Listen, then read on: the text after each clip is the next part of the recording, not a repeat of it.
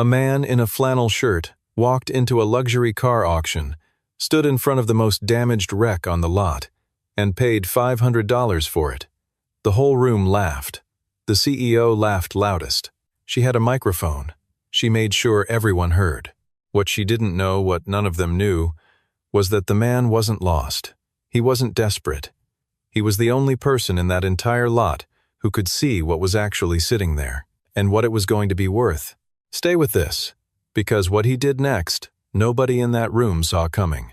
The car sat at the far end of the auction lot, like something the world had already decided to forget. Its roof was caved on one side. The paint, what little remained, had blistered and peeled back in long strips, exposing raw metal underneath, dark with rust and age. Both rear tires were flat. The windshield wore a crack that ran corner to corner like a fault line waiting to split. No one had taken a photograph of it for the catalog. The lot number, 47, had been written by hand on a strip of masking tape and pressed crookedly to the bumper. Whoever prepared the listing had typed 4 words in the description field. Condition unknown, damage extensive. Nobody stopped to look at it twice. Nobody, except Lucas Merritt. He had been standing in front of it for 12 minutes. He knew because Cole had counted out loud, the way 7-year-olds do when they are bored and patient at the same time. Lucas had not moved. His hands were in the front pockets of his flannel shirt, and his eyes moved slowly across the car, not with the casual sweep of curiosity, but with the focused, deliberate attention of someone reading a language other people had forgotten. The auction had begun 2 hours earlier. Ashton Premier Motors hosted the event 4 times a year, and this particular Saturday morning had drawn the usual crowd dealers in pressed shirts, collectors with catalogs folded under their arms, a few young men pretending to know more than they did. The front rows of the lot were lined with the kind of cars that caught the light properly: a restored touring sedan from the 1950s, a pair of European sports coupes with matching interiors, a long black American muscle car that had been repainted so many times its original color was anyone's guess. Those cars sold fast, to people who already knew what they wanted before they arrived.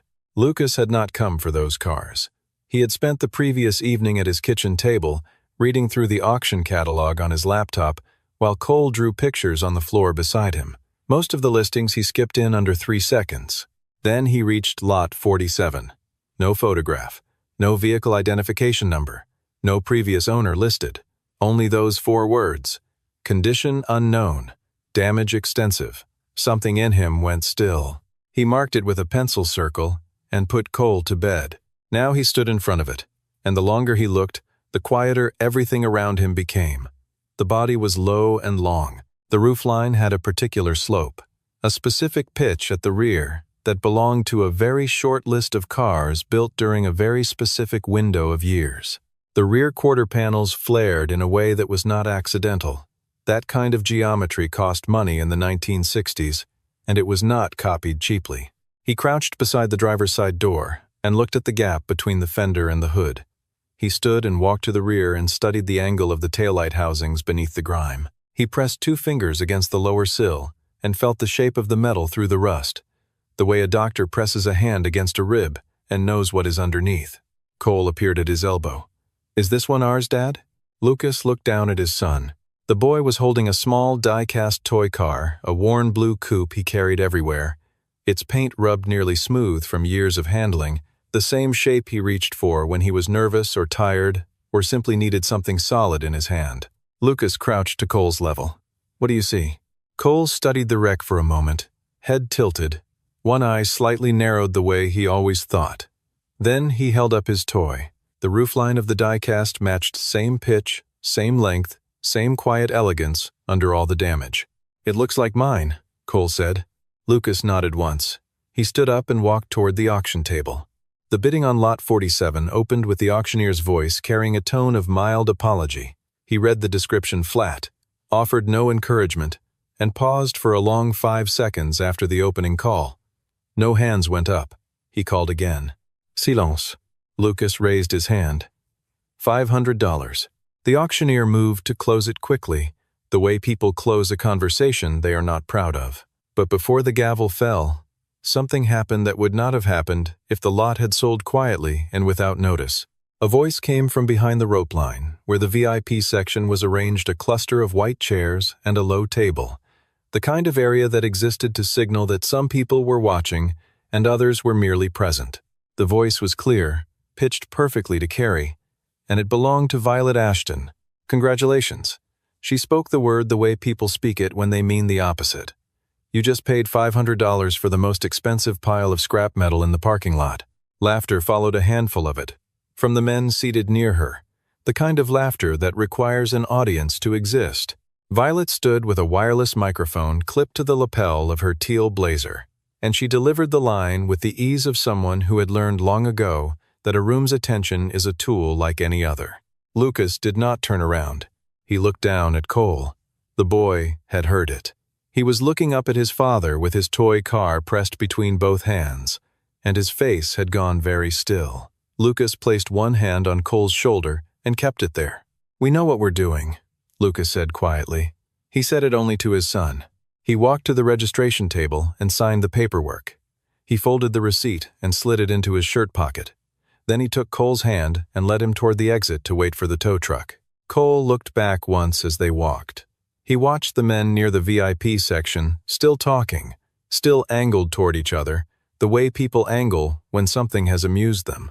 Then he looked down at the blue toy in his hand and held it a little tighter. Violet Ashton had not always been good at reading rooms. She had learned it, the way she had learned most things under pressure, with the knowledge that failure had a particular set of consequences in her family. Her stepfather, Owen Hartley, had been chairman of the board at Ashton Premier Motors for 22 years before she was given the title of CEO at 30. He had not given it to her easily. He had given it to her the way a man gives someone a test by handing them something fragile and watching what they do with it. She was good at the job. She believed that. The numbers bore it out.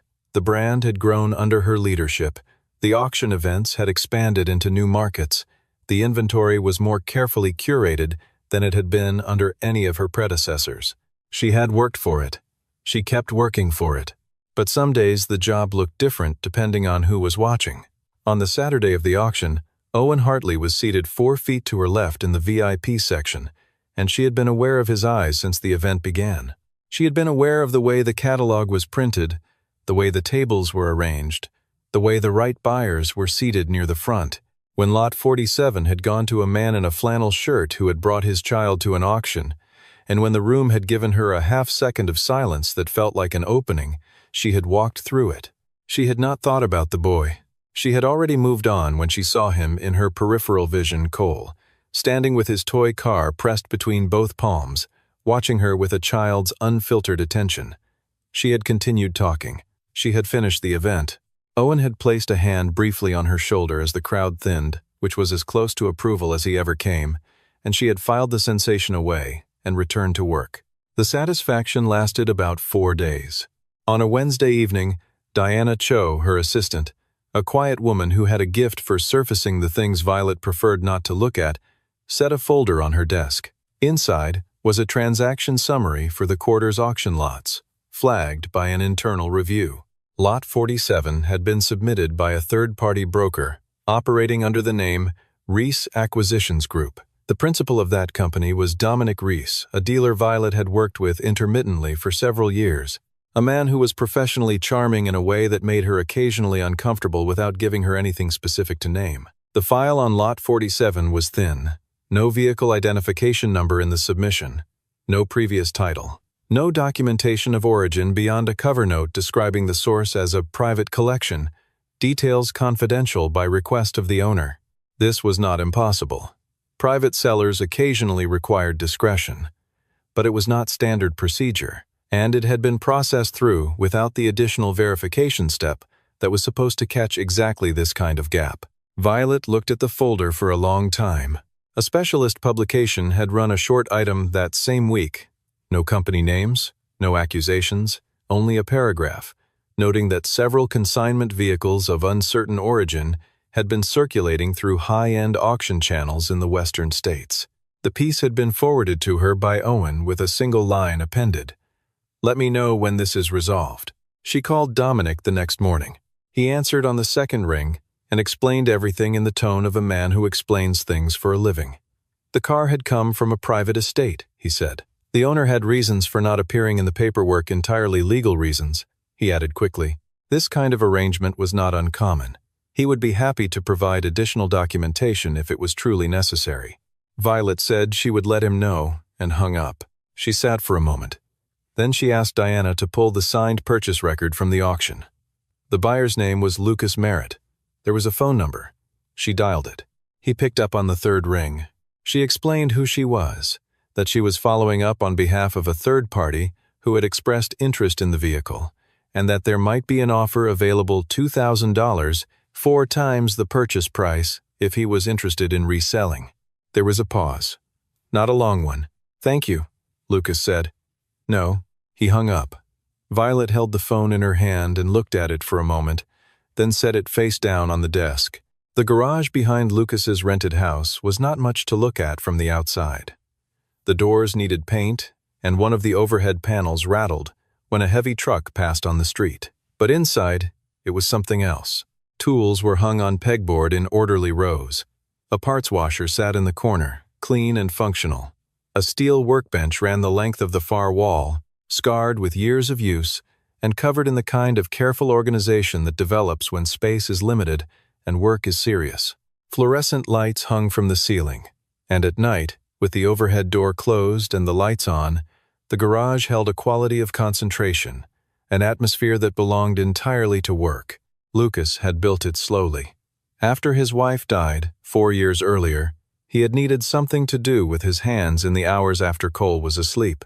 He had started with basic tools, added equipment as money allowed, taken on small jobs at first, brake work, fluid changes, and gradually, as word spread among neighbors and co-workers, more complex restorations.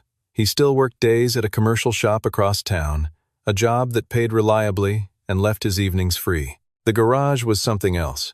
It was where he became the version of himself his father had trained. His father, Ray Merritt, had run a one-man restoration shop in a small Ohio town for 30 years. He had never been wealthy. He had never needed to be. What he had was knowledge, a deeply specific, manually acquired knowledge of American automotive history that he had transferred to his son the way some fathers transfer land, through presence, through repetition, through long hours of quiet work side by side. Ray had a saying he returned to often: "A car is just a record of every decision the people who built it made. Learn to read the decisions, and you learn to read the car." He had said it so many times that Lucas stopped hearing it as something his father was telling him and started hearing it as something he simply knew. Ray had died when Lucas was 26, leaving behind a set of wrenches, 3 worn reference manuals with his handwriting in the margins, and a way of seeing machines that Lucas had never been able to entirely separate from the way he saw everything else. On the night the tow truck delivered Lot 47, Lucas waited for Cole to fall asleep and then went to work. He started with a flashlight and his hands. He moved across every surface of the car, unhurried, pressing and feeling and cataloging. The frame had taken no significant structural damage. He checked the critical points at each corner, the welds along the rocker panels, the mounting geometry at the suspension towers. What looked like destruction from the outside was, underneath, mostly intact. The damage was real, but it was surface damage. It was the kind of damage that accumulates when something is neglected and not when something is broken. He found the first confirmation on the second night. He cleaned a section of the door jamb and found a small metal plate still riveted to the frame, a production tag, partially obscured under a layer of gray primer that someone had applied over the original paint. The tag carried a stamped sequence of numbers and letters that meant nothing to a casual eye and everything to someone with the right reference material. Lucas carried his father's manuals to the workbench and opened them under the overhead light. He read for 90 minutes. Then he sat down on a metal stool and looked at the car for a long time. Cole appeared in the doorway in his pajamas, rubbing one eye. He had come to check on his father the way children come to check on the people they depend on, not because anything was wrong, but because enough time had passed. "Do we know who it is yet, Dad?" Lucas looked at his son. "Starting to," he said. "Is it good?" Lucas turned back to the car. The overhead light fell across the battered body at a low angle, and the shadow it cast made the lines of the car visible in a way the damage normally obscured long and deliberate, drawn by someone who knew exactly what they were doing. "Yeah," Lucas said. "It's good." The work went on for weeks. He dismantled the car in a sequence, body panels removed carefully and stacked against the wall, labeled with masking tape and pencil. The engine came out on a Saturday, while Cole sat on a folding chair at the edge of the garage, eating crackers and narrating.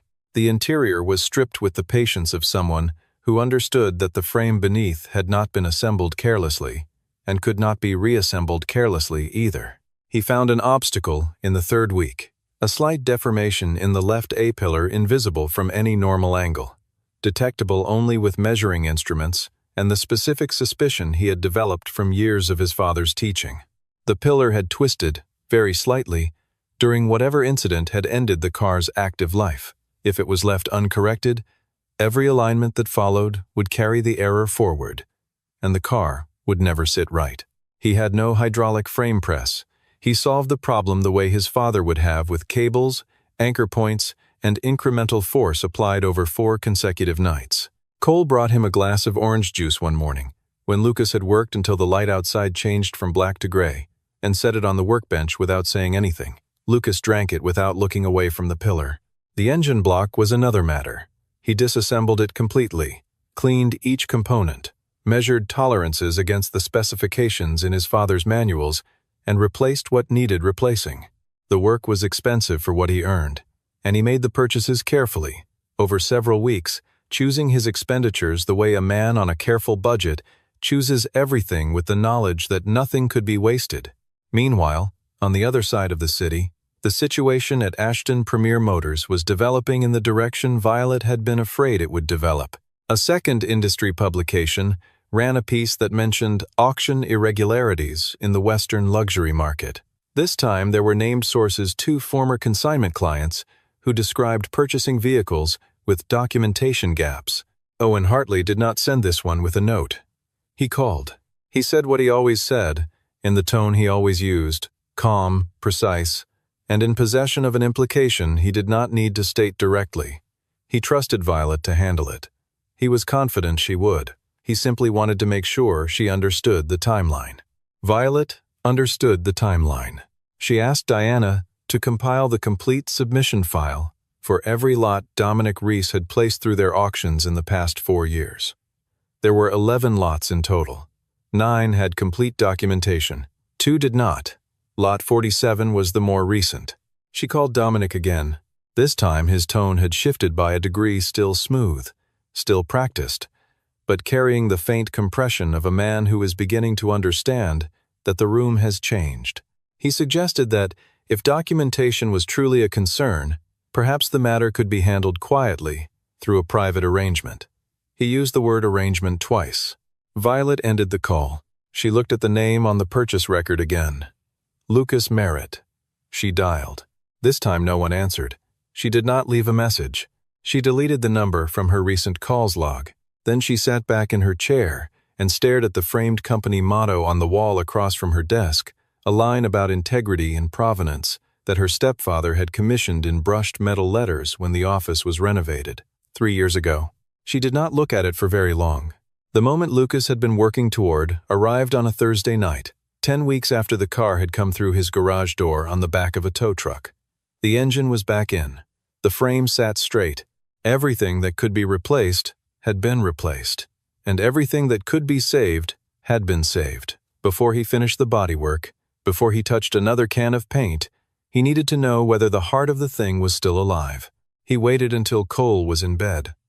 Then he went out to the garage, pulled the door down, and sat alone with the car for a few minutes. He had a habit his father had passed on, the habit of sitting with a car before you started it for the first time after a rebuild.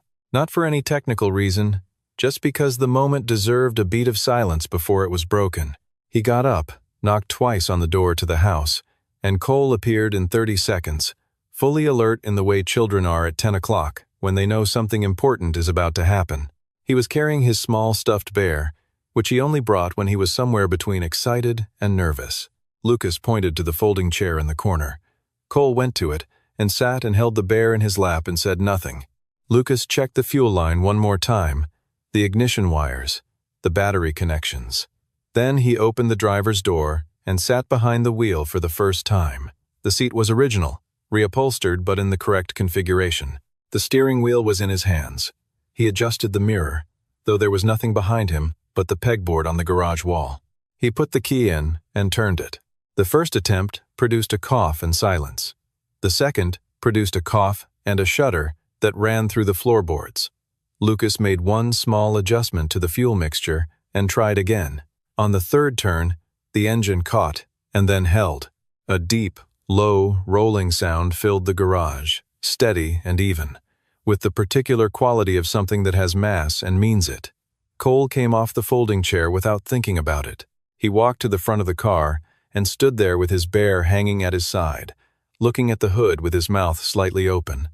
The sound kept going. Lucas sat behind the wheel and listened to it. Cole turned and looked at his father. He didn't say anything. He just grinned wide and unguarded and completely real. Lucas turned the key off. The garage went quiet. He sat for a moment in the silence that followed, and then got out and stood beside his son in front of the car. "Does it have a name yet?" Cole asked. "What do you think?" Cole looked at the car for a long moment. The paint was still unfinished, still gray primer, with bare metal showing through in places.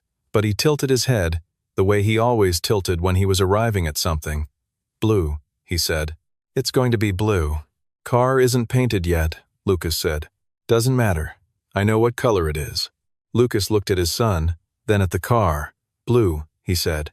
"Okay." He had reached out several weeks earlier to a user on a classic automobile forum, someone who operated under the name Garage Ghost 71, a figure known in a small circle of serious collectors as an authentication specialist of extraordinary accuracy.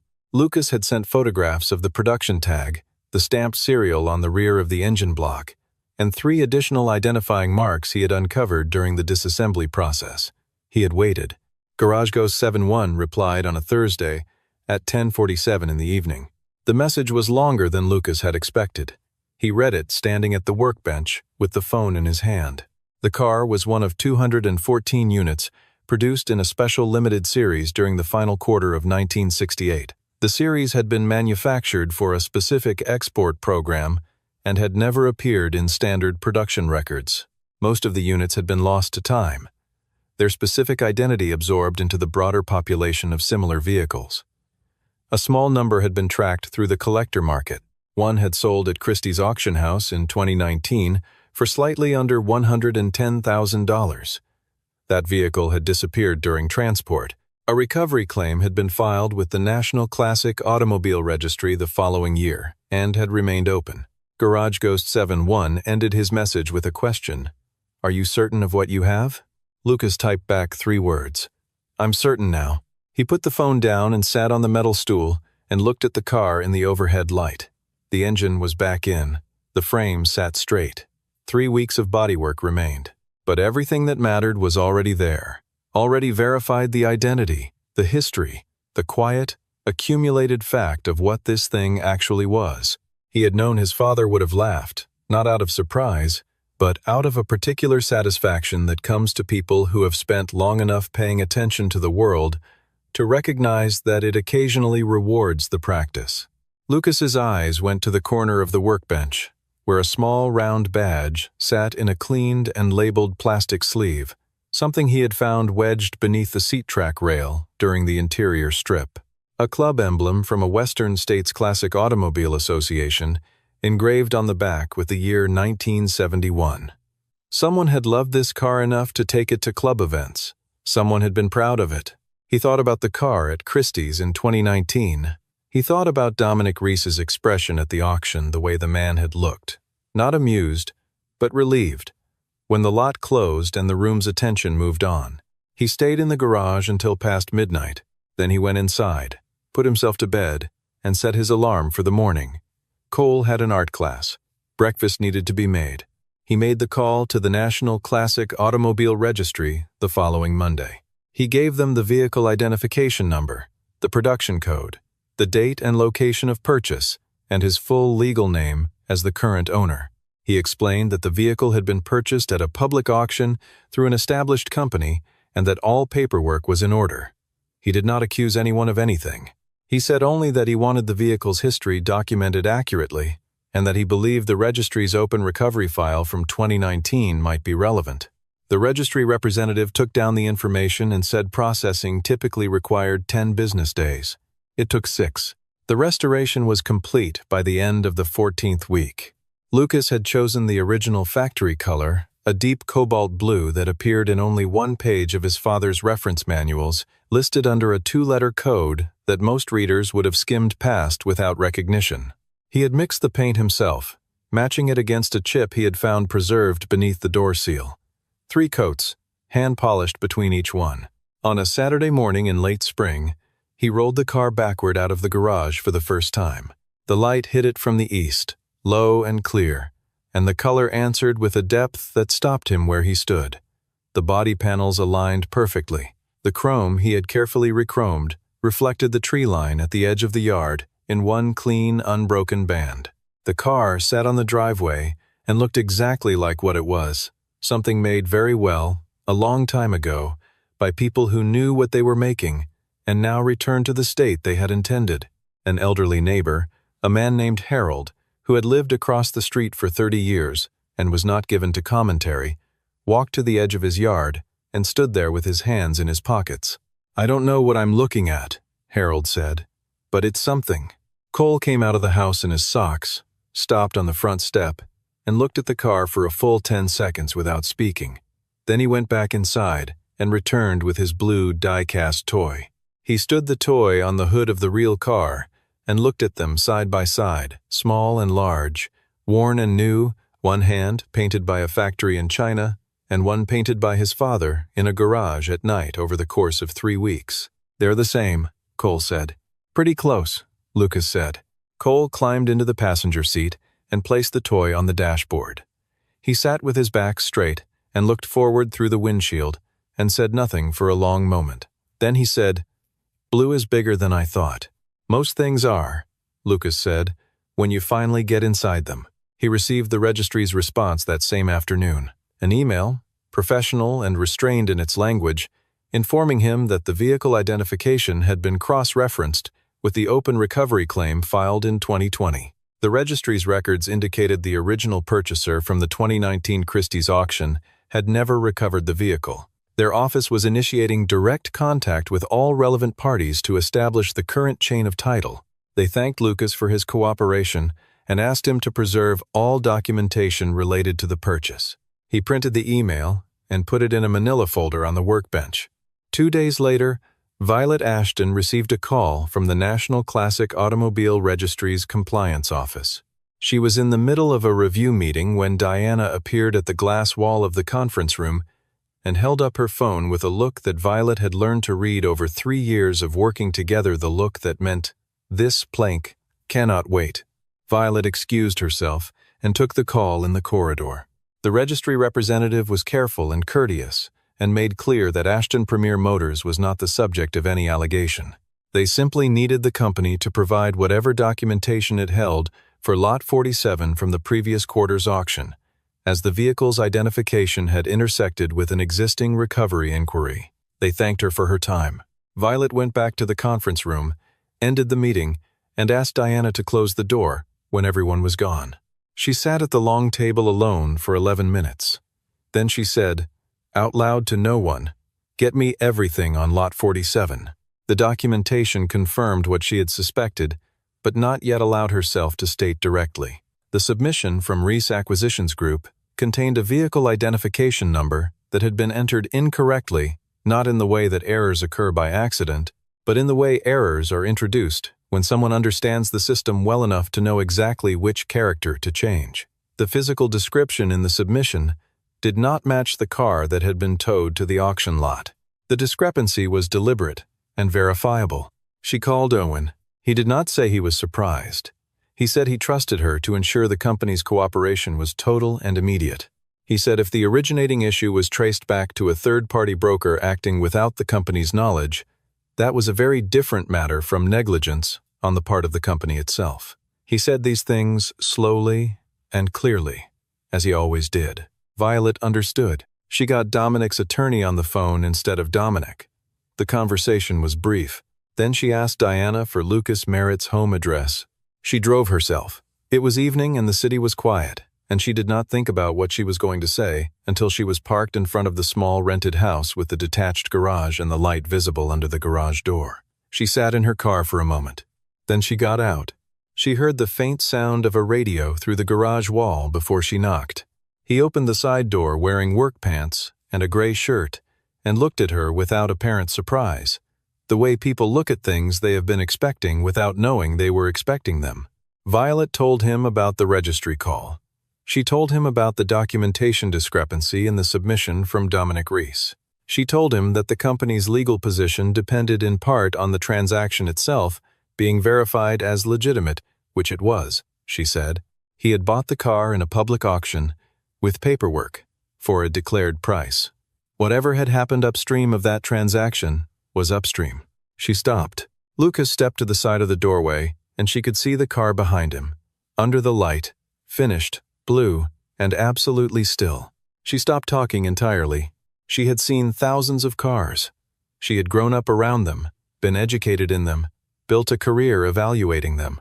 She looked at the car in the garage and understood in a single, unnarrated moment what Lucas had seen in the wreck at the back of the auction lot, and what she, holding a microphone and performing for an audience, had completely failed to see. "Did you know what it was when you bought it?" she said. "I suspected," Lucas said. "I confirmed it about 2 weeks in, and you still called the registry." "Of course." She was quiet for a moment. "You could have sold it privately. No one would have known." Lucas looked at her steadily. "Someone in Colorado would have known. The person who bought it in 2019. He paused. "And I would have known." A door opened at the back of the garage that connected to the house. Cole appeared in the gap, barefoot, in the careful way children enter rooms, where adults are having conversations they don't entirely understand. He looked at Violet, then at his father, then at the car. "Is she here to see Blue?" Cole asked. "She is," Lucas said. Cole looked at Violet with the direct attention of a child who has not yet learned to filter it. "It came out good," he said. "Dad fixed it." Violet looked at the boy for a moment. Then she looked at the car. When she spoke, her voice carried none of the register it had worn at the auction. No audience in it, no performance, just the plain, flat statement of something true. "Yes," she said. He did. The matter involving Dominic Reese moved forward without Lucas's active participation.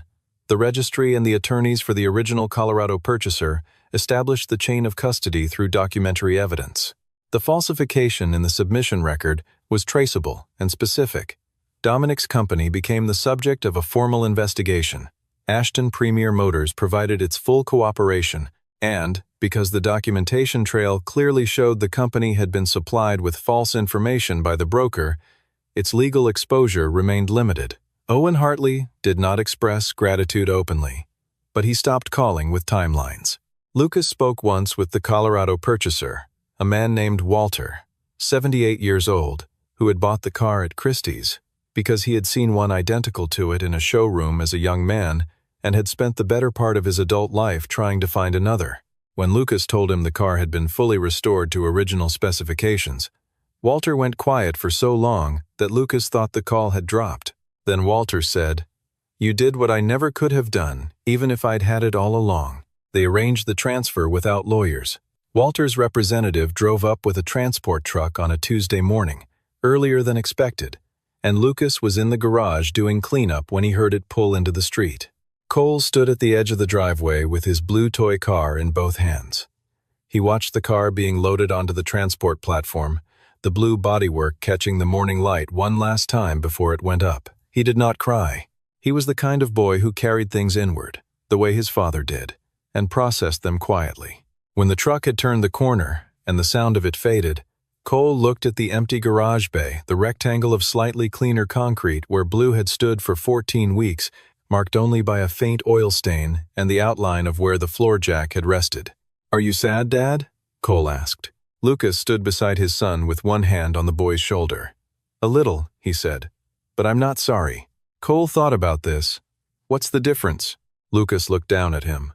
"Being sorry means you wish you'd done something different. Being sad just means you knew it mattered." He paused. The right thing and the easy thing aren't always the same, but you still feel it when you do the right one. Cole turned this over for a moment the way he turned most things over, slowly, thoroughly.